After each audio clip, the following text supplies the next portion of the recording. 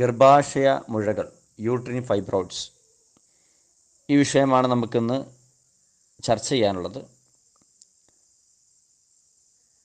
ഇന്ന് സ്ത്രീകളിൽ ഏകദേശം ഒരു 20% മുതൽ 50% അധികം ആളുകളിലും കണ്ടുവരുന്ന ഒരു അവസ്ഥയാണ്, ഒരു ശാരീരിക അവസ്ഥ എന്നതിനേക്കാൾ മാനസികമായിട്ടുള്ള അവസ്ഥ എന്ന് വേണമെങ്കിൽ പറയാം. ഇതാണ് ഫൈബ്രോയിഡ് എന്ന് പറയുന്നത്. അതായത് ഒരു സ്ത്രീയുടെ ഗർഭപാത്രത്തിലോ അല്ലെങ്കിൽ അതിൻ്റെ പുറമേക്കോ വികസിച്ചുകൊണ്ടിരിക്കുന്ന അല്ലെങ്കിൽ ഉണ്ടാവുന്ന ഒരു അസാധാരണമായ വളർച്ചയാണ് മുഴകളായിട്ട് കാണപ്പെടുന്നത് അല്ലെങ്കിൽ മുഴകളായിട്ട് അറിയപ്പെടുന്നത്. ഈ വളർച്ച ആ ഗർഭപാത്രത്തിൽ നിന്ന് പുറമേക്കോ ഉള്ളിലേക്കോ ഒക്കെ പോകാറുണ്ട്. അപ്പോൾ അതിന് മയോമാസ്, ഗർഭാശയ മയോമസ്, ഫൈബ്രോമാസ് അല്ലെങ്കിൽ യൂട്രിൻ ഫൈബ്രോയിഡ്സ്, ഇങ്ങനെ പല പേരിലും ഇതിനറിയപ്പെടുന്നുണ്ട്. പൊതുവേ അത് ഇന്ന് ആധുനിക കാലത്ത് നമ്മളൊക്കെ സാധാരണ ആളുകൾക്ക് പോലും അറിയുന്നതാണ്. ഫൈബ്രോയിഡ് എന്ന പേരിലാണ് അറിയപ്പെടുന്നത്. ഫൈബ്രോയിഡ് ഉണ്ട് എന്നാണ് പറയുന്നത്. അപ്പോൾ എല്ലാവർക്കും, സാധാരണ സ്ത്രീകൾക്ക് പോലും ഈ പേരിനെക്കുറിച്ച് അറിയാം. അത്രത്തോളം വ്യാപകമായി കൊണ്ടിരിക്കുകയാണ് ഈ ഒരു ഗർഭാശയ മുഴകൾ. സാധാരണയായിട്ട് ഫൈബ്രോയിഡ് 3 തരത്തിലുണ്ട്. 1 intramural fibroid, 2 submucous fibroid, 3 subserous fibroid. അപ്പോൾ ഇതെല്ലാം ഒന്ന് തന്നെയാണ്. ഗർഭപാത്രത്തിൽ സാധാരണയായിട്ടുണ്ടാവുന്ന, സാധാരണ സ്ത്രീകളിൽ കൂടുതലായിട്ട് കണ്ടുവരുന്ന ഫൈബ്രോയിഡാണ് ഇൻട്രാമ്യൂറൽ ഫൈബ്രോയിഡ് എന്ന് പറയുന്നത്. അതായത് ഗർഭാശയ ഭിത്തിയിൽ, അതായത് മയോമെട്രിയത്തിൽ തന്നെ ഉണ്ടാവുന്ന ഒരു ഫൈബ്രോയിഡ്. ഇത് ഒരിക്കലും ഒരു അപകടം ഉണ്ടാക്കാത്ത ഒരു ഫൈബ്രോയിഡാണിത്. അപ്പോൾ ഈ ഫൈബ്രോയിഡാണ് ഇൻട്രാമ്യൂറൽ ഫൈബ്രോയിഡ് എന്ന് പറയുന്നത്. ബുദ്ധിമുട്ടൊന്നും ഇല്ലാത്ത ഒരവസ്ഥയാണ്. പിന്നെ രണ്ടാമത്തേതാണ് സബ്മ്യൂക്കസ് ഫൈബ്രോയിഡ് എന്നുള്ളത് ആണ് കുറച്ചുകൂടെ ബുദ്ധിമുട്ടുണ്ടാകുന്ന സ്ഥിതികൾ. ലക്ഷണങ്ങളൊക്കെ കുറച്ചുകൂടെ ബുദ്ധിമുട്ടുണ്ടാകും. അതായത് ആ സാധാരണ ഉണ്ടാകുന്ന ഭാഗത്തു നിന്ന് താഴേക്ക് അല്ലെങ്കിൽ ഉള്ളിലേക്ക് തള്ളി വരുന്ന ഒരു ഫൈബ്രോയിഡ് എന്ന് പറഞ്ഞാൽ മുഴയാണ്, ഒരു ബിനൈൻ ട്യൂമർ എന്ന് പറയാം. അപ്പോൾ സാധാരണ ഉണ്ടാകുന്നതിൽ നിന്ന് കുറച്ച് താഴേക്ക് ഉള്ളിലേക്ക് പോകും. അതായത് ഗർഭാശയത്തിൻ്റെ നടുവിലുള്ള മസിലിലാണ്, പേശിയിലാണ് ഇതുണ്ടാകുന്നത്. ഇത് കൂടുതൽ ഉള്ളിലേക്ക് പോകും തോറും ശക്തമായ വേദനയൊക്കെ ഉണ്ടാവും. ഇതാണ് രണ്ടാമത്തത്. മൂന്നാമതാണ് സബ്സീറസ് ഫൈബ്രോയിഡ് എന്ന് പറയുന്നത്. ഇത് മുകളിലേക്ക് അല്ലെങ്കിൽ പുറമേക്ക് ഈ മുഴകൾ തള്ളി വരുന്ന അവസ്ഥ. ഇതാണ് സബ്സീറസ് ഫൈബ്രോയിഡ് എന്ന് പറയുന്നത്. പൊതുവെ ഇതിന് കാണപ്പെടുന്ന ലക്ഷണങ്ങൾ, മിക്ക സ്ത്രീകളിലും ലക്ഷണങ്ങളൊന്നും പ്രത്യേകിച്ചൊന്നും കാണാറില്ല. എന്നാൽ ചില സ്ത്രീകളിൽ അല്ലെങ്കിൽ ഈ പ്രശ്നം കൂടുതലായിട്ട് വരുന്ന ഘട്ടങ്ങളിൽ ചില പ്രയാസങ്ങൾ ഉണ്ടാവാറുണ്ട്. പ്രധാനമായിട്ട് ചില ആളുകളിൽ മെൻസസ് നീണ്ടുപോകുന്ന അവസ്ഥ. സാധാരണ ഉള്ള ഒരു 5 ദിവസത്തെ മെൻസസ് അല്ലെങ്കിൽ 7 ദിവസത്തെ മെൻസസ് എന്നുള്ളത് അത് നീണ്ടിട്ട് 14 ദിവസം അല്ലെങ്കിൽ 21 ദിവസം അല്ലെങ്കിൽ ദീർഘദിവസത്തേക്ക് ചില ആളുകൾക്ക് തുടർച്ചയായിട്ട് ആ മെൻസസ് കാലയളവ് നീണ്ടു പോകുന്നൊരവസ്ഥ. ഇതാണ് ഒന്നാമതായിട്ടുള്ള അതിനെ മനസ്സിലാക്കേണ്ട ലക്ഷണം. രണ്ടാമതായിട്ട് മെൻസസ് സമയത്ത് തന്നെ അമിതമായിട്ടുള്ള ബ്ലീഡിങ്. ചില ആളുകൾക്ക് ബ്ലീഡിങ് അത്ര ഉണ്ടാവില്ല, എന്നാൽ മെൻസസ് സമയം നീണ്ടുപോകും, ശുദ്ധിയാവാതെ നീണ്ട് ദീർഘമായിട്ട് പോകുന്ന അവസ്ഥ. ചില ആളുകൾക്ക് കട്ടയായിട്ട് രക്തം പോയിക്കൊണ്ടിരിക്കും. ബാത്റൂമിലൊക്കെ പോയി കഴിഞ്ഞാൽ എണീറ്റ് പോരാൻ കഴിയില്ല, അപ്പോഴേക്ക് ഒന്നായിട്ട് ബ്ലീഡിങ് വന്നിട്ട് രക്തം കട്ടയായിട്ട് പോകും. ബാത്റൂമിൽ നിന്ന് എണീറ്റ് വരാൻ മണിക്കൂറുകളോളം ബാത്റൂമിൽ തന്നെ സ്പെൻഡ് ചെയ്യേണ്ട ഒരു സ്ഥിതി വരുന്ന ഘട്ടം. അപ്പോൾ അമിതമായിട്ട് രക്തസ്രാവം ഉണ്ടായിക്കൊണ്ടിരിക്കും. പിന്നെ അതേപോലെ ചില ആളുകളിൽ ഇടുപ്പ് വേദന അല്ലെങ്കിൽ നടുവേദന ഒക്കെ ഉണ്ടാവും. പിന്നെ ഇടയ്ക്കിടയ്ക്ക് മൂത്രിക്കാനുണ്ടാവുക, അങ്ങനെയൊക്കെ ഉണ്ടാവും. ചില ആളുകൾക്ക് പിന്നെ ലൈംഗിക ബന്ധത്തിൽ വേദന ഉണ്ടാവും. ലൈംഗികമായി ബന്ധപ്പെടുന്ന സമയത്ത് ആ ഭാഗങ്ങളിൽ വേദന സംഭവിക്കുന്ന അവസ്ഥ. ചില സ്ത്രീകളിൽ ഗർഭിണിയാവാൻ കാലതാമസം ഉണ്ടാവും. ഇങ്ങനെ ചില ആളുകൾക്ക് അടിവയറിൻ്റെ ഭാഗത്ത് വീക്കമുണ്ടാവും. അടിവയറിൻ്റെ ഭാഗത്ത് വീങ്ങി വരുന്ന അല്ലെങ്കിൽ കൂടുതൽ തടിപ്പൊക്കെ ഉണ്ടാകുന്ന അവസ്ഥ. ചിലകളിൽ മലബന്ധം ഉണ്ടാവും, ശോധനക്കുറവ് സാധാരണ രീതിയിലുണ്ടാവും. ഫൈബ്രോയിഡ് ഉണ്ടാകുന്ന സമയങ്ങളിൽ മൂത്രത്തിന് ബുദ്ധിമുട്ട് അല്ലെങ്കിൽ മലശോധനയ്ക്ക് ബുദ്ധിമുട്ടുണ്ടാവാറുണ്ട്. ഇത് ചില ഘട്ടങ്ങളിൽ അത് പീരീഡ് ആവുന്നതിന് മുമ്പ് മെൻസസ് ആവുന്നതിൻ്റെ തൊട്ട് മുന്നേ തുടങ്ങുന്ന വേദന, നടുവേദന ചെറിയ രീതിയിൽ തുടങ്ങി ബ്ലീഡിങ്ങോ ഉണ്ടാവുന്ന സമയങ്ങളിലും ശക്തമായ വയറുവേദന ഉണ്ടാവുന്ന ഘട്ടം ഉണ്ടാവാറുണ്ട്. അതെല്ലാവർക്കില്ല, ചില ആളുകൾക്ക് പ്രത്യേകിച്ച് ലക്ഷണങ്ങളൊന്നും ഇല്ലാതെ തന്നെ ഉണ്ടാവും. ഏതായാലും പിന്നെ ഈ ഫൈബ്രോയിഡ് എന്നുള്ളത് നമ്മൾ ഭയപ്പെടേണ്ട ഒരു സംഗതിയല്ല, ഭയപ്പെടാനുള്ള ഒരു സംഗതിയല്ല. ഇത് വളരെ ക്ഷമയോടെ നമ്മൾ കൈകാര്യം ചെയ്യുകയാണെങ്കിൽ മാറ്റിയെടുക്കാൻ പറ്റുന്ന അവസ്ഥയേ ഉള്ളൂ. ഇതിൻ്റെ കാരണം എന്താണെന്ന് ചോദിച്ചാൽ കൃത്യമായിട്ട് ഇതുവരെ കണ്ടെത്തിയിട്ടില്ല എന്നാണ് മനസ്സിലാക്കിയത്. പല സ്ത്രീകളോടും ഞാൻ പറയാറുണ്ട്, ഗർഭാശയം എടുത്ത് കളയണമെന്ന് ഡോക്ടർ പറഞ്ഞു. അപ്പോൾ ഞാൻ പറയാറുണ്ട്, നിങ്ങൾ ഡോക്ടറോട് ചോദിച്ചിട്ടുണ്ടോ എങ്ങനെയാണ് ഈ ഫൈബ്രോയിഡ് വന്നത്? അപ്പോൾ നമ്മൾ ആ മുഴയെ പോക്കാനുള്ള മാർഗ്ഗം ഉണ്ടെങ്കിൽ അതായിരിക്കും നല്ലത്. ഗർഭപാത്രം എടുത്ത് കളയുന്ന അത്ര നല്ലതല്ല എന്ന് ഞാൻ പറയാറുണ്ട്. അപ്പോൾ കാരണമൊന്നും അറിയില്ല, അത് മുഴ ഒരുപാട് വലുതായിട്ടുണ്ട്, എന്തായാലും എടുത്ത് കളയണം എന്നുള്ള അവസ്ഥയാണ് എന്നാണ് പറയാറ്. അപ്പോൾ ഇതിൻ്റെ കാരണമായിട്ട് പൊതുവെ പറയപ്പെടുന്നത് ഈ ഹോർമോണൽ ഇംബാലൻസ് ആണ്. ആ സമയത്തുണ്ടാകുന്ന പൊതുവെ ഈ സ്ത്രീകളുടെ ഹോർമോണായ ഈസ്ട്രജൻ, പ്രൊജസ്റ്ററോൺ, ഈ ഹോർമോണിൻ്റെ വേരിയേഷൻ, ഇതിൻ്റെ ഉൽപ്പാദനത്തിലുള്ള അമിതമായ ഉൽപ്പാദനം, അതിൻ്റെ വേരിയേഷനാണ് പ്രധാനമായിട്ടും വരുന്നത്. അപ്പോൾ ഇത് ചില ആളുകളിൽ ഇത് വേറെ എന്തെങ്കിലും അസുഖത്തിന് ടെസ്റ്റ് ചെയ്യുമ്പോഴാണ് പലപ്പോഴും ഇത് കാണാറ്.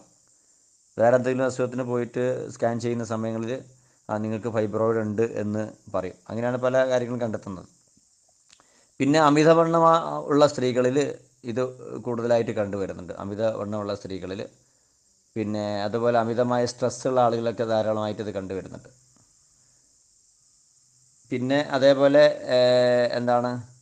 നേരത്തെ പ്രസവം നിർത്തുന്ന ആളുകളിൽ, അതുപോലെ കുട്ടികളുണ്ടാകാൻ വൈകുന്ന ആളുകളിൽ, പിന്നെ മെൻസസ് നേരത്തെ നിന്ന ആളുകളിൽ ഉണ്ടാവുമെന്ന് പറയുന്നു. എങ്കിലും മെൻസസ് നിന്ന ആളുകളിലേക്കാൾ പ്രസവം നേരത്തെ നിർത്തുന്ന ആളുകളിലാണ് ഇത് കൂടുതൽ പ്രശ്നം കണ്ടുവരുന്നത്.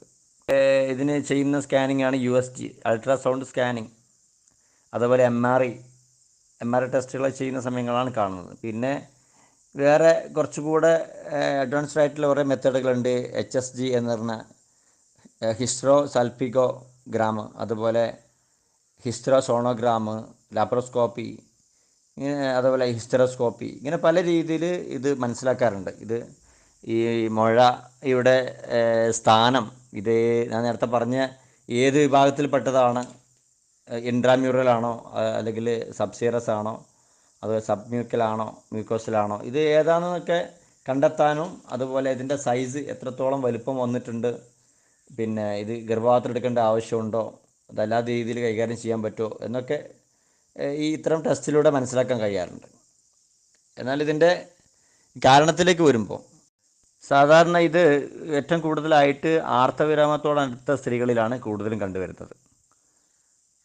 അതുപോലെ ഞാൻ നേരത്തെ സൂചിപ്പിച്ച പോലെ തുടർച്ചയായിട്ടുള്ള പ്രസവം നടക്കാത്തവരിൽ ഏകദേശം ഒരു 30, 40, 45 വയസ്സിൻ്റെ ഇടയിലുള്ള ആളുകളിലാണ് ഇത്തരം അവസ്ഥ കൂടുതലായി കണ്ടുവരുന്നത്.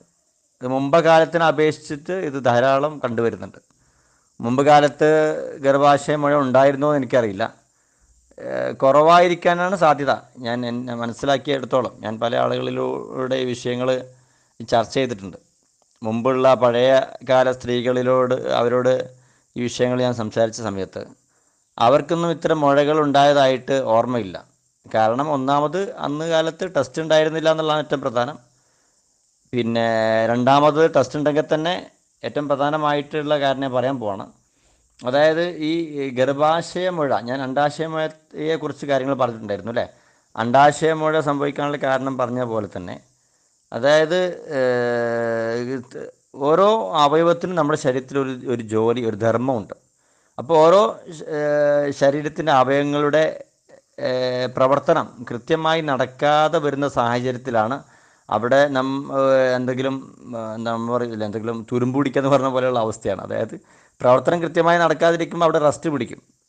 അവിടെ എന്തെങ്കിലും മാലിന്യങ്ങൾ പുറന്തള്ളപ്പെടാതെ അടിഞ്ഞു കിടന്നിട്ട് ഇതാണ് അവിടെ പ്രശ്നങ്ങൾ ഉണ്ടാക്കുന്നത്. മുഴയായിട്ടും മറ്റുള്ള പ്രയാസങ്ങളായിട്ടും ഉണ്ടാക്കാനുള്ള ഏറ്റവും പ്രധാന കാരണം.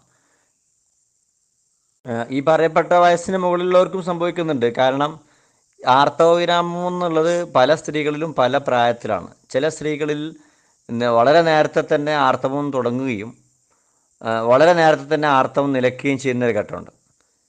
ചില സ്ത്രീകളിൽ പിന്നെ ദീർഘകാലം, അതായത് ഒരു 50 വയസ്സിന് മുകളിൽ ഒക്കെ ആർത്തവം ഉണ്ടായതായിട്ടുണ്ട്. മുമ്പ് ഞാൻ പറഞ്ഞിട്ടില്ലായിരുന്നു, മുമ്പ് ഒരു 70 വയസ്സുള്ള ഒരു സ്ത്രീക്ക് ഇരട്ട കുട്ടികളുണ്ടായി എന്നുള്ളൊരു വാർത്ത ഉണ്ടായിരുന്നു.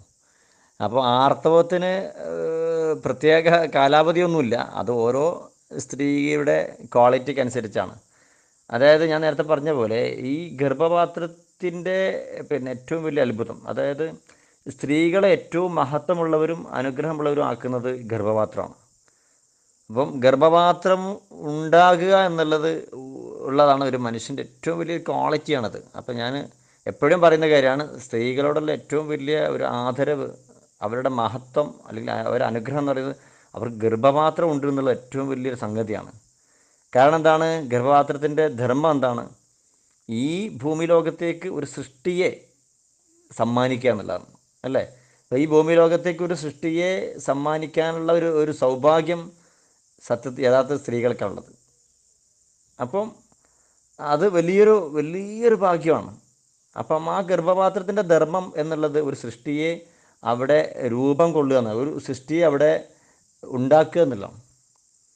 അപ്പോൾ കൃത്യമായിട്ട് ഓരോ സൃഷ്ടികളെ ഈ ലോകത്തേക്ക് സമ്മാനിക്കാനാണ് ഈ ലോകത്ത് ഓരോ സ്ത്രീകൾക്കും ഗർഭപാത്രം കൊടുത്തിട്ടുള്ളത്. അപ്പോൾ ആ ഗർഭപാത്രത്തിൻ്റെ ധർമ്മം പ്രസവിക്കുക എന്നുള്ളതാണ്. അപ്പോൾ പ്രസവിക്കുന്ന ആ കർമ്മം, ആ ഒരു ധർമ്മം കൃത്യമായിട്ട് നടക്കാതെ വരുമ്പോൾ യാണ് ഇത്തരം ഫൈബ്രോയിഡുകൾ ഉണ്ടാവുന്നത് എന്നാണ് ഞാൻ മനസ്സിലാക്കിയത്. ഞാൻ വായിച്ചതോ പഠിച്ചതോ അല്ല, ഞാൻ എൻ്റെ അറിവിലൂടെ മനസ്സിലാക്കിയൊരു കാര്യത്താണ്. അപ്പോൾ ഗർഭപാത്രത്തിൻ്റെ ധർമ്മം കൃത്യമായി നടക്കാത്തത് കൊണ്ടാണ് ഈ ആധുനിക സ്ത്രീകളിൽ ഈ ഗർഭാശയ മുഴകൾ വർദ്ധിച്ചു വരുന്നതിൻ്റെ ഏറ്റവും പ്രധാന കാരണം. അതായത് ഒരു പുരുഷൻ്റെ ധർമ്മം വിത്തിടുക എന്നുള്ളതാണ്, അല്ലേ? ഇപ്പം നമ്മൾ വിത്തിടുന്നതിനേക്കാൾ എത്രയോ അധികം പ്രവർത്തനങ്ങൾ വേണം അത് മുളച്ച് പാകമായി തൈയായി ചെടിയായി മരമായി വൃക്ഷമായിട്ട് മാറാൻ. അതിൻ്റെ ഇടയിൽ ഈ ചെടിയെ അല്ലെങ്കിൽ ഈ തൈയെ ഈ മരത്തിനെ അതിന് വേണ്ട സംരക്ഷണം നൽകുക, അത് വളർന്നു വരാനുള്ള സാഹചര്യങ്ങൾ ഒരുക്കി കൊടുക്കുക എന്നുള്ളത് വളരെ പ്രധാനമാണ്. അത് സ്ത്രീകളാണ് പ്രധാനമായിട്ട് ചെയ്യുന്നത്, അല്ലേ? നമ്മൾ ഒരു പറമ്പിൽ അല്ലെങ്കിൽ പാടത്ത് നമ്മളൊരു വിത്തിടുമ്പം ആ വിത്ത് ഇടുക എന്നുള്ള ജോലിയാണ് പുരുഷന്മാർ ചെയ്യുന്നത്. അപ്പം അതിനുശേഷം ആ ഇട്ട വിത്തിനെ അത് വിത്തിടുന്നത് നമുക്കറിയാം. ഞാൻ മുമ്പ് ക്ലാസ് പറഞ്ഞിട്ടുണ്ടല്ലോ, പ്രസവത്തിൻ്റെ ക്ലാസ് പറഞ്ഞിട്ടുണ്ട്. ആ വിത്ത് നമ്മൾ കോണ്ടാക്ട് ചെയ്യുമ്പോൾ എന്ത് ചെയ്യും? ഈ സ്പേം നമ്മൾ നിക്ഷേപിച്ച് ഇത് അവരിൽ നിന്നുള്ള അണ്ഡവുമായി സംയോജിച്ച് ഫലോപ്പിയൻ ട്യൂബിൽ വളർന്ന് അത് ഗർഭപാത്രത്തിൽ ഇറങ്ങി ഗർഭപാത്രത്തിൽ അത് വളരുകയാണ്. 9 മാസവും ദിവസങ്ങളും അവിടെ വളർന്ന് പരിപൂർണമായ വളർച്ചയോട് കൂടെ എല്ലാ അവയവങ്ങളും, ഒരു ശരീരത്തിലുണ്ടാവുന്ന എല്ലാ അവയവങ്ങളും, കിഡ്നിയും ഹാർട്ടും ലിവറും രക്തസഞ്ചിയും കുടലുകളും നഖവും എല്ലാം തലമുടിയും കംപ്ലീറ്റ് ഭാഗങ്ങളും സ്കിന്നൊക്കെ രൂപപ്പെട്ട് ആ ഒരു പൂർണ്ണമായിട്ട് ഒരു സൃഷ്ടിയെ പുറമേക്ക് വരുന്നു. ഏതുപോലെ ഒരു വൃക്ഷം നമുക്ക് നല്ല മധുരമുള്ള നല്ല പഴുത്ത ഒരു മാമ്പഴം അല്ലെങ്കിൽ ചക്കയാവട്ടെ എന്ത് പഴങ്ങളും നമുക്ക് തരുന്നത്, ഇതേപോലെയുള്ള ഒരു മഹത്തരമായൊരു കാര്യമാണ് ഒരു സ്ത്രീ ഈ ലോകത്തിന് സമ്മാനിക്കുന്നത്. അപ്പോൾ വലിയൊരു ഭാഗ്യമാണ്, സൗഭാഗ്യമാണ്. അപ്പോൾ ഒരു സ്ത്രീയുടെ റോള് നിസ്സാരമല്ല. അപ്പം ഒരു മരത്തിനെ ആരോഗ്യത്തോടെയും ആയുസ്സോടെയും നിലനിർത്തുക എന്നത് അത് നട്ട ആളേക്കാൾ അതിന് ശേഷമുള്ള ഉത്തരവാദിത്തമാണ്. അപ്പം നട്ട ആളും അതിന് ശേഷമുള്ള ഉത്തരവാദിത്തം ഏറ്റെടുത്ത ആളും ഇവർ രണ്ടുപേരും ചേർന്ന് തന്നെയാണ് ഒരു മരത്തിന് ആരോഗ്യത്തോടെ ആയുസ്സോടെ നിലനിർത്തുന്നത്. അതേപോലെ തന്നെ ഒരു പാരൻ്റാണ്, ഒരു രക്ഷിതാക്കളാണ് ഒരു കുഞ്ഞിനെ പൂർണ്ണമായിട്ട് നല്ലൊരു ക്വാളിറ്റിയിൽ വളർത്തിയെടുക്കേണ്ടത്. അപ്പോൾ ആ വലിയൊരു കാര്യമാണത്. അപ്പോൾ ചുരുക്കി പറഞ്ഞാൽ ഈ ഗർഭപാത്രത്തിൽ നടക്കേണ്ട പ്രവർത്തനം കൃത്യമായി നടക്കുന്നില്ല. മുമ്പ് കാലത്ത് 5ഉം 8ഉം 10ഉം 12ഉം 16ഉം പ്രസവിച്ച സ്ത്രീകൾ, അവർക്ക് ഇത്തരം പ്രശ്നങ്ങളുണ്ടായിരുന്നില്ല. അവർ നല്ല ആരോഗ്യവതികളായിരുന്നു, നല്ല ഹെൽത്തി ആയിരുന്നു, നല്ല കരുത്തായിരുന്നു, നല്ല ആവേശവും ആരോഗ്യമൊക്കെ ഉള്ള ആളുകളായിരുന്നു. ഇപ്പോൾ ഇന്നത്തെ ആധുനിക പെൺകുട്ടികൾ ആർത്തവം തുടങ്ങുന്ന ആ സമയം മുതൽ തന്നെ അവരനുഭവിക്കുന്ന മാനസിക സംഘർഷങ്ങൾ, അതുമുതൽ അവർ ഗർഭിണിയാവുന്നതോടുകൂടി ആദ്യത്തെ പ്രസവത്തിൽ തന്നെ, ഞാൻ പ്രസവത്തിൻ്റെ ക്ലാസ് പറഞ്ഞ പോലെ ആദ്യ പ്രസവത്തിൽ തന്നെ വലിയ സമ്മർദ്ദമാണ് അനുഭവിക്കുന്നത്. 1-ാം മാസം മുതൽ 9-ാം മാസം വരെ, അതിനുശേഷവും പ്രസവ സമയത്തും പ്രസവാനന്തരവും ഒക്കെ കടുത്ത മാനസിക സംഘർഷമാണ് ഒരു സ്ത്രീ അനുഭവിക്കുന്നത്. അപ്പം ആ സംഘർഷം കാരണം സ്ട്രെസ്സ് വലിയൊരു പ്രധാന ഘടകമാണ്. ഞാൻ പറഞ്ഞു എല്ലാ ഹോർമോണിൻ്റെയും നിയന്ത്രണം നമ്മുടെ മനസ്സ് തന്നെയാണ്. അപ്പോൾ മാനസിക സംഘർഷം അധികമാകുന്നു എന്നുള്ള ഒന്നാമത്തെ കാരണവും, രണ്ടാമത്തെ കാരണം ഏറ്റവും പ്രധാനമായിട്ട്, ഏറ്റവും പ്രധാന കാരണം ഇതാണ്: പ്രസവിക്കാൻ തയ്യാറാവാത്ത അവസ്ഥ, പ്രസവിക്കുന്നത് ഒരു ഭയത്തോടെ കാണുന്ന അവസ്ഥ. അപ്പോൾ പ്രസവം എന്നുള്ളത് വലിയ ദുഷ്കരമാണ്, ബുദ്ധിമുട്ടാണ് എന്ന രീതിയിൽ ചെറിയ പെൺകുട്ടികൾക്ക് എന്ത് ചെയ്യുക, അവരെ മനസ്സിൽ പ്രസവം എന്നുള്ളത് ഭയങ്കര കോംപ്ലിക്കേഷനാണെന്ന രീതിയിൽ ഉണ്ടാക്കുകയും അപ്പോൾ അവർക്ക് പ്രസവിക്കാനുള്ള താല്പര്യം കുറയുന്നൊരു രീതിയിലേക്കാണ് കാര്യങ്ങൾ പോയിക്കൊണ്ടിരിക്കുന്നത്. അപ്പം തീർച്ചയായിട്ടും ഗർഭപാത്രത്തിൻ്റെ ധർമ്മം കൃത്യമായി നടക്കാതിരിക്കുമ്പോൾ ഓരോ സ്ത്രീയും ഈ ലോകത്ത് എത്ര സൃഷ്ടികളെ സമ്മാനിക്കണം എന്നുള്ളത് ഒരു തീരുമാനമാണ്, ഒരു ദൈവ തീരുമാനമാണ്. അപ്പം പരിപൂർണമായ വളർച്ച എത്തിയ ഒരു പിഞ്ചു പൈതലിനെ അല്ലെങ്കിൽ ഒരു സൃഷ്ടിയെ വളരെ സ്നേഹത്തോടെ ഈ ഭൂമി ലോകത്തേക്ക് യാത്ര അയക്കുന്ന ഗർഭപാത്രം വീണ്ടും അടുത്തൊരു സൃഷ്ടിക്കായിട്ട് കാത്തിരിക്കുകയാണ്. ഒരു സൃഷ്ടിയെ ഈ ലോകത്തേക്ക് അയച്ചു, അടുത്ത സൃഷ്ടിക്ക് വേണ്ടി ഗർഭപാത്രം കാത്തിരിക്കുകയാണ്. അപ്പോൾ ആ കാത്തിരിപ്പിനൊടുവിൽ അത് നടക്കാതെ വരുമ്പോഴാണ് മെൻസസ് സംഭവിക്കുന്നത്. അപ്പോൾ ഓരോ മാസവും വളരെ പ്രതീക്ഷയോടെ ഗർഭപാത്രം കാത്തിരിക്കുന്ന ഈ അവസ്ഥ നമ്മൾ മുമ്പ് പറഞ്ഞിട്ടുണ്ട്. എൻഡോമെട്രിയവും ഗർഭാശയ സംബന്ധമായ കാര്യങ്ങൾ പറഞ്ഞിട്ടുണ്ട്. അതായത് ഒരു കുഞ്ഞിന് അവിടെ ജീവിക്കാൻ ആവശ്യമായ മെത്ത, വളരെ നല്ല സുരക്ഷിതമായ ഒരു മെത്ത അവിടെ നിർമ്മിക്കുന്നു. ഈ മെത്തയാണ് പിന്നീട് ആ കുഞ്ഞ് വരാതിരിക്കുമ്പം ഈ മെത്ത എന്ന ഈ സെല്ലുകൾ ബ്ലഡായി, രക്തമായിട്ട് പുറമേക്ക് വിസർജിക്കുന്നു. ഈ വിസർജനമാണ് മെൻസസ്, ആർത്തവം എന്ന പേരിൽ അറിയപ്പെടുന്നത്. അപ്പോൾ ഇത് നടക്കാതെ വരുന്ന ഗർഭപാത്രത്തിൻ്റെ ഒരു കണ്ണീര്, ഞാൻ മുമ്പ് സൂചിപ്പിച്ചിട്ടുണ്ട്, ഗർഭപാത്രത്തിൻ്റെ കണ്ണീരാണ് മെൻസസ് എന്നുള്ളത്. അപ്പം കൃത്യമായിട്ട് ഈ ഒരു പ്രവർത്തനം നടന്നുകൊണ്ടിരിക്കുമ്പം ഇത്തരം പ്രശ്നങ്ങൾ ഉണ്ടാവുന്നില്ല എന്നുള്ളതാണ് ഏറ്റവും പ്രധാനം. അക്യുപങ്ക്ചർ ചികിത്സയിൽ പരിഹാരമുണ്ട്. ഞാൻ ഈ പറഞ്ഞ കാര്യങ്ങൾ ഒരു പരിഹാരമാണ്. അതോടൊപ്പം ചികിത്സ എന്നുള്ളത് ഏറ്റവും പ്രധാനപ്പെട്ട കാര്യമാണ്. അപ്പോൾ ഒരു രോഗിയുടെ അല്ലെങ്കിൽ ഒരു വ്യക്തിയുടെ നാഡി പരിശോധന അല്ലെങ്കിൽ നാവ് പരിശോധന, രോഗി പറയുന്ന ലക്ഷണങ്ങൾ മനസ്സിലാക്കിക്കൊണ്ട് ഇങ്ങനെ രീതിയിലുള്ള ചികിത്സയാണ് അക്യുപങ്ക്ചർ ചികിത്സ. അപ്പോൾ തീർച്ചയായിട്ടും നാഡി, നാവ്, രോഗി പറയുന്ന കാര്യങ്ങൾ ഇതെല്ലാം പരിഗണിച്ചുകൊണ്ട്, ഇല്ലെങ്കിൽ നാഡിയിലൂടെ മാത്രം കൃത്യമായി മനസ്സിലാക്കാൻ കഴിയുന്ന രീതിയിൽ രോഗനിർണയം നടത്തുകയും അവർക്ക് ചികിത്സ ചെയ്യുകയും ചെയ്യുമ്പോൾ തീർച്ചയായിട്ടും മാറ്റം ഉണ്ടാകും. ഗർഭാശയ മുഴകൾ മാറിയ ആളുകൾ, നമ്മുടെ ചികിത്സയിൽ മാറിയ ആളുകളുണ്ട്. ഗർഭപാത്രം എടുക്കണമെന്ന് പറഞ്ഞ് ഡേറ്റ് കൊടുത്തു. ഒരു സ്ത്രീ വന്നു, എൻ്റെ അടുത്ത് വന്നിരുന്നു. ഗർഭാശയം എടുക്കണമെന്ന് പറഞ്ഞ് ഡേറ്റ് കൊടുത്തു. എന്നിട്ട് അവരോട് ഡോക്ടർ പറഞ്ഞത്, നിങ്ങൾ അടുത്ത മാസം അല്ലെങ്കിൽ 2 മാസം തോന്നുന്നുണ്ടെന്ന് പറഞ്ഞത്. അപ്പോൾ ഏതായാലും 2 മാസത്തിനുള്ളിൽ ഇത് എടുത്ത് കളയണം, വളരെയധികം അധികമായിട്ടുണ്ട്, നിങ്ങളൊരു 10 കിലോ കുറച്ചിട്ടാണ് വരേണ്ടത്. ഈ 10 കിലോ വെയിറ്റ് കുറച്ചിട്ട് വന്നാൽ നമ്മൾ ഈ ഗർഭപാത്രം എടുത്ത് തരാം, അല്ലെങ്കിൽ ഗർഭപാത്രം എടുക്കാൻ പ്രയാസമുണ്ട്, അമിതമായ വണ്ണമുണ്ട്. അങ്ങനെ പറഞ്ഞാണ് ഒരു സ്ത്രീ വരുന്നത്. അങ്ങനെ വന്നു, ഞാൻ ചികിത്സ തുടങ്ങി, ഞാൻ വിഷയങ്ങളൊക്കെ പറഞ്ഞു കൊടുത്തു, കാര്യങ്ങളൊക്കെ പറഞ്ഞു കൊടുത്തു. അങ്ങനെ ചികിത്സ തുടങ്ങി. ഞാൻ പറഞ്ഞു, കുറച്ച് വെയിറ്റുള്ള ആളാണല്ലോ, ഞാൻ പറഞ്ഞു 10 കിലോ കുറയണമെങ്കിൽ നിങ്ങൾ ആദ്യം എന്ത് ചെയ്യണം, ഇന്ന് മുതൽ ഒരു 3 ദിവസം വെള്ളം മാത്രം കുടിച്ച് ഉപവാസം എടുക്കണം. അങ്ങനെ വെള്ളം മാത്രം കുടിച്ച് 3 ദിവസം ഉപവസിക്കാൻ പറഞ്ഞു. അപ്പോൾ അങ്ങനെ അവർ പോയി. അങ്ങനെ ആഴ്ചയ്ക്ക് ചികിത്സയ്ക്ക് വരണം. അങ്ങനെ ആഴ്ചയിൽ ചികിത്സയ്ക്ക് വരുമ്പം ഓരോ പ്രാവശ്യവും അവർക്ക് ശരീരത്തിൽ എന്തൊക്കെയോ മാറ്റം പറഞ്ഞു. അങ്ങനെ ഏതാണ്ട് ഒരു 7 സിറ്റിംഗ് കഴിഞ്ഞിട്ടുണ്ട്. 7 സിറ്റിംഗ് കഴിഞ്ഞതിന് ശേഷം ഇവർക്ക് നല്ല രീതിയിൽ വെയിറ്റ് കുറഞ്ഞു. അങ്ങനെ ഇവർ സർജറിക്ക് വേണ്ടി, ഗർഭാശയം എടുക്കാൻ വേണ്ടി അവരുടെ ഡോക്ടറെ സമീപിക്കുകയും, അങ്ങനെ ഡോക്ടറെ അടുത്ത് പോയി. ഡോക്ടർ സർജറിക്ക് മുമ്പായിട്ട് ഒന്നുകൂടെ സ്കാൻ ചെയ്ത് നോക്കുമ്പം ഗർഭാശയ മുഴ കാണാനില്ല. വലിയ അത്ഭുതം. അങ്ങനെ ഡോക്ടറോട് ചോദിച്ചു, ഡോക്ടറോട് ഇവർ പറയുകയാണ്, ഞാൻ ഇങ്ങനെ ഒരു അക്യുപങ്ക്ചർ ചികിത്സ ചെയ്തു, അങ്ങനെയാണ് മാറ്റം ഉണ്ടായത്. അപ്പോൾ ഡോക്ടർക്ക് വളരെ സന്തോഷം. അപ്പോൾ ഡോക്ടർ ഒരിക്കലും പ്രതീക്ഷിക്കുന്നില്ല, ഫൈബ്രോയിഡ് വന്ന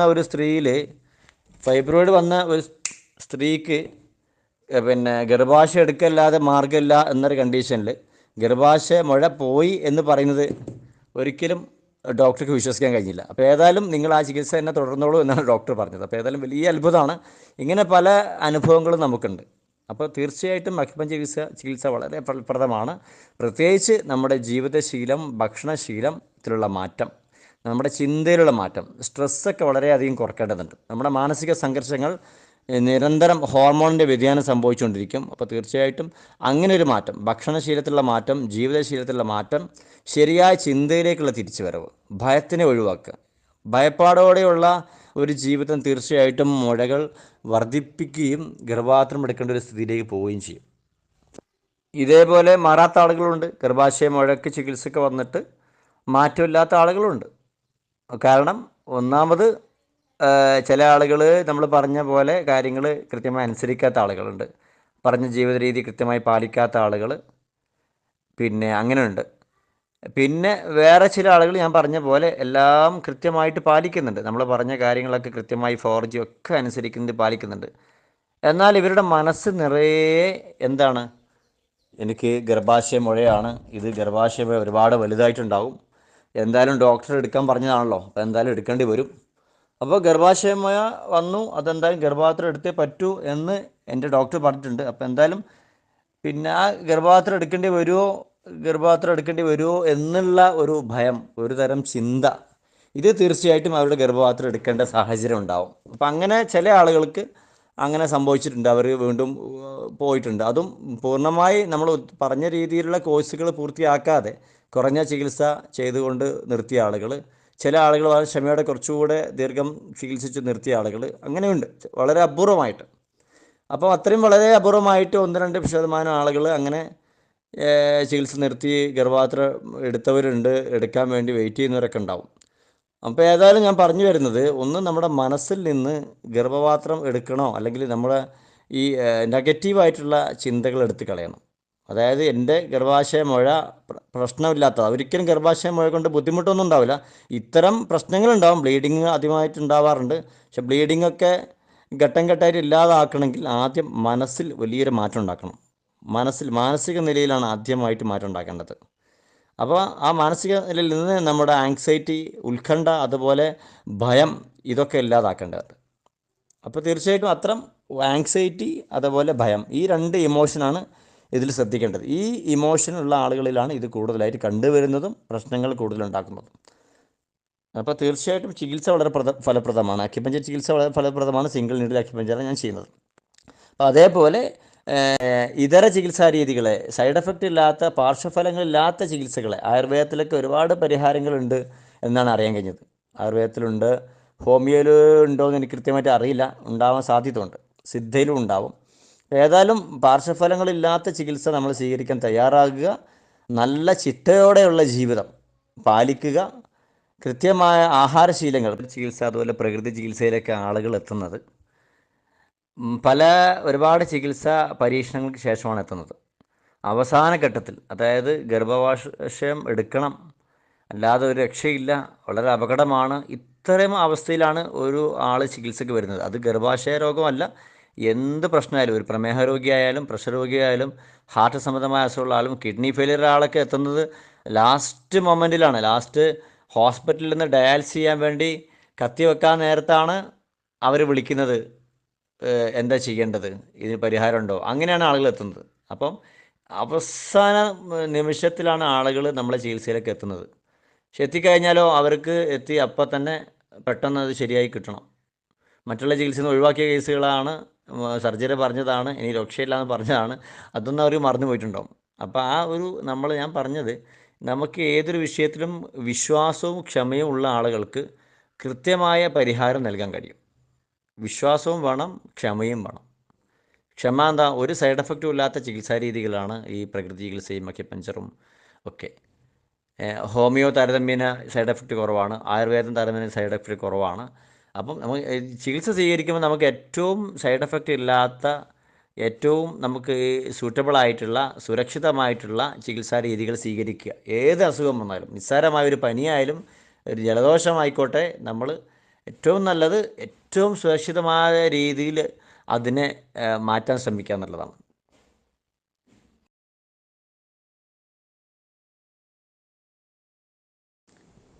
അങ്ങനെ വരുമ്പോൾ ഇന്ന് നിലവിലുള്ള ചികിത്സാ രീതികളിൽ ഏറ്റവും സുരക്ഷിതമായ, വളരെ ലളിതമായ, യാതൊരുവിധ പാർശ്വഫലങ്ങളില്ലാത്തതുമായിട്ടുള്ള ഒരു ചികിത്സാ രീതിയാണ് സിംഗിൾ പോയിൻ്റ് അക്യുപങ്ക്ചർ.